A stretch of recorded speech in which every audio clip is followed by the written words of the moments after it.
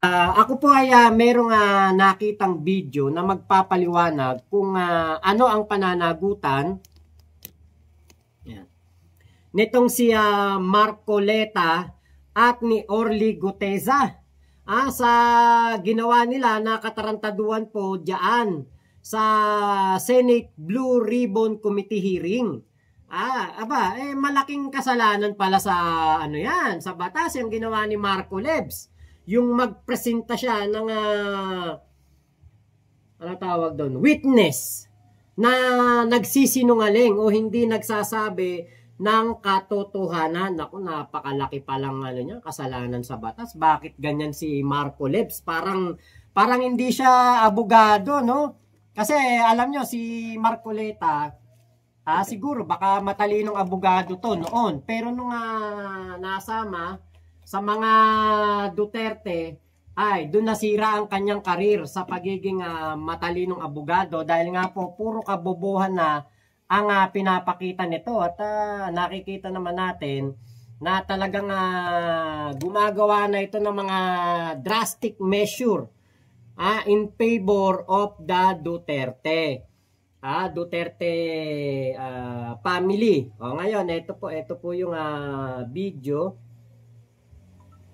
Okay, galing po ito kay Attorney Rene Bueno. Kaya po makakasigurado tayo na hindi po tayo mape-fake news dito.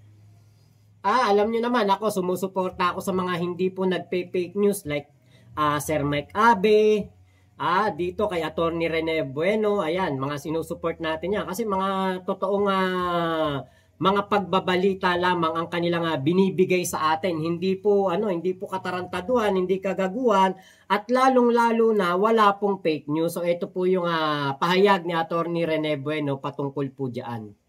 Araw po sa inyong lahat. Ako po ang inyong lingkod, Attorney Rene Bueno. Ngayon po ay talaay natin na isang komplikadong legal na tanong.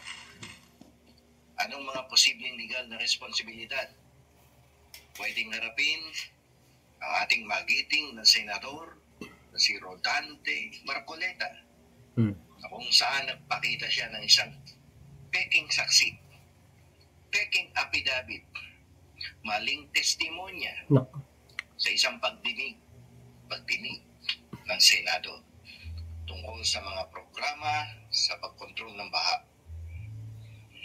Hindi ito isang simpleng usapin. Mayroon itong ilang magkakaugnay na legal na konsepto. Merong pananagutan dito ang mambabatas na nagpipresenta ng maling impormasyon o peking testigo. Nako, yan na. Unang-una, kailangan nating isaalang-alang ang legal na kahulugan ng isang peking saksi at maling testimonya. Yun.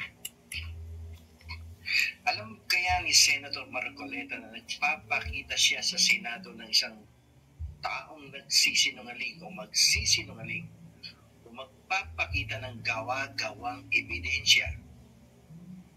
Invento files ang ginawa. Invento Yan files. ang mahalagang tanong. Ngayon, pag-usapan natin ang paghadlang sa hustisya.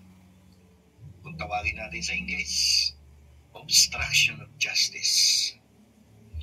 Kung alam ni Senator Marcoleta na magsisinungaling ang saksi o na ang affidavit ay gawa-gawa lamang at ang kanyang intensyon ay iligawan sa Senado at sirain o impluwensyahan ang pagdinig, maaari itong mahulog sa ilalim ng paghadlang sa hustisya.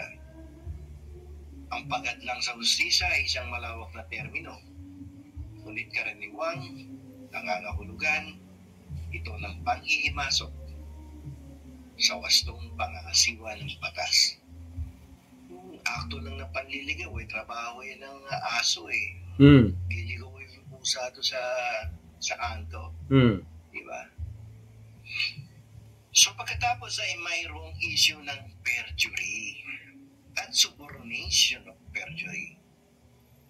Ang perjury ay pagsisinungaling sa ilalim ng panunumpa. Ang subornation of perjury ay pagkumbinsi sa ibang tao na magsinungaling sa ilalim ng panunumpa. Nako. Kung aktibong hinikayat o kinumbinsi ni Senator Marcoleta ang isang saksi na magbigay ng maling testimonya, maaari siyang managot para sa subornation of perjury. Nako. Hindi mo makikita sa libro yan. Yan ay kombinasyon ng Article 183 at 184 na Revised Penal Code. Walang express definition at pagkakatalaga ng batas na yan sa Penal Code. Ang affidavit ay isa pang mahalagang bahagi. Ang affidavit ay isang sinumpaang pahayag. Kung ang ipinakita na affidavit ay malinaw na mali at alam ito ni Senator Marcoleta na ito ay mali, maaari siyang managot para sa pagpapakita ng maling ebidensya. Trabaho ng abogado na reviewin lahat ng dokumento at ebidensya before the presentation of the witness and the evidence. Ayun. Pag di mo alam yan, eng-eng ka.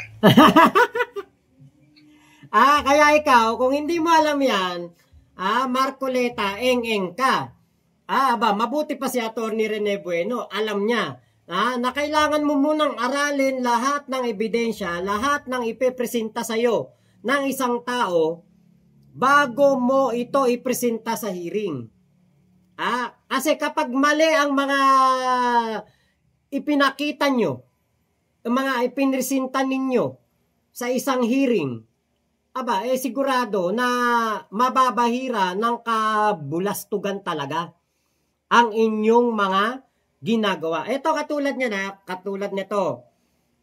Kung yung itong si Orly Gutesa ay inutusan na magsinungaling at ang kanyang affidavit ay kasinungalingan, lahat ng yan ng kanyang sasabihin sa Senate Blue Ribbon Committee, sinungalingan yan.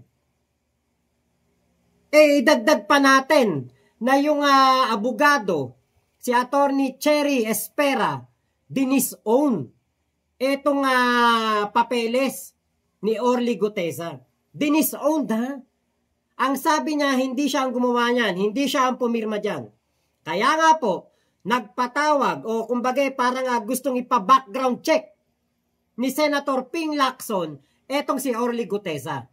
At papaimbestigahan niya ito sa Regional Trial Court ng Maynila para tignan kung ano ba talaga ang pananagutan ni Attorney Cherry Espera or ni Orly Gutesa.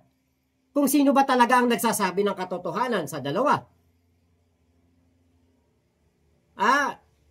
Kaya ito po, Sus Mariosep, ikaw ba naman?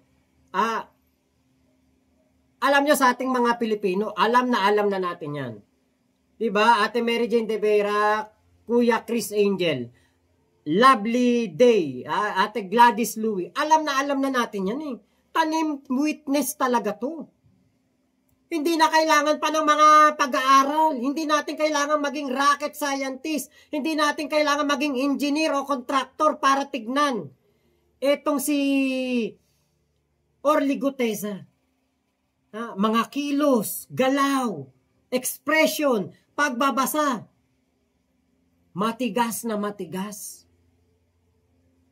Kahit nga yung katabi niya si Alcantara, sabi ni Alcantara, napapaganon si Alcantara.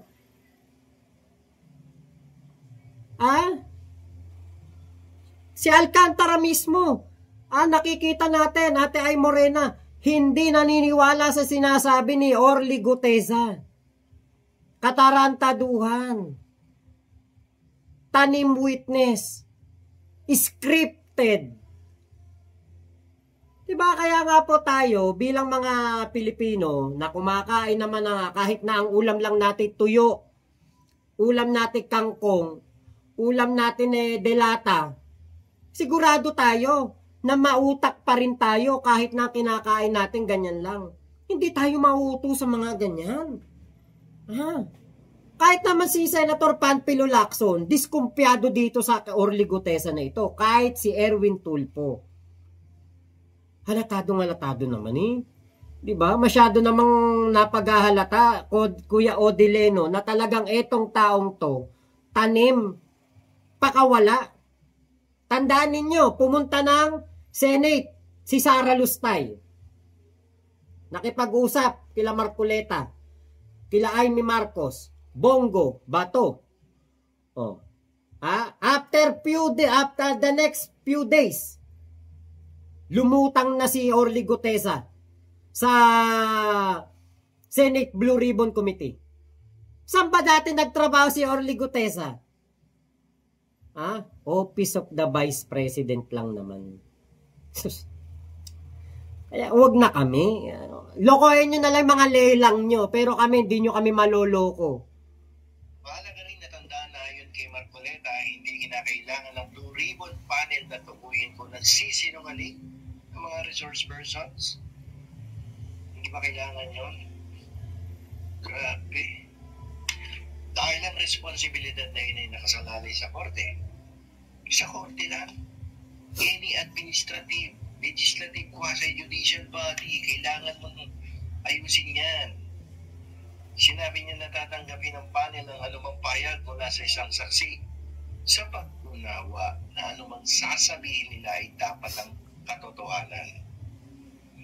Ngayon, habang totoo na ang mga korte, ang huling nagpapasya sa pagkakasala, ang pananaw nito mula kay Senator Marcoleta ay nagtutulot ng malaking pag-aalala tungkol sa panel ng Senado sa mga pagdinig. Korte lang ba may responsibilidad dyan? Kung ang komite ay tatanggapin lamang ang lahat ng sinasabi ng isang saksi nang walang tanong, binubuksan nito ang pinto para sa maling impormasyon at manipulasyon na posibleng humantong sa mga depektibong batas. Sabi ko nga kanina sa usapang batas, kung ganyan na mangyayari, hindi nagsasayang tayo ng pagod pera dyan sa Senado. Nag-iimbestiga ka, alam mo naman nagsasinungaling yung tao pagkatapos hinahayaan. Kaya anong klaseng investigasyon yan?